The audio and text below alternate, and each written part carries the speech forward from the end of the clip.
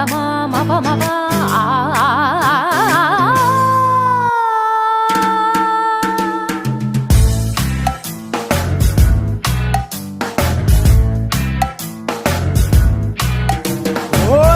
రయ్యమంటూ రెక్క విప్పుకుంటూ వచ్చి వాళ్ళనే మనస్సు సొంత గూటిలో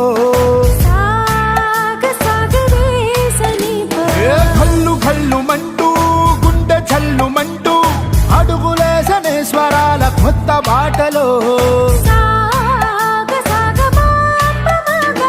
నీలాకాశం ఎంత దూరమున్నా ఎగిరామంటే అండదా ఊహాలోకం ఎక్కడెక్కడున్నా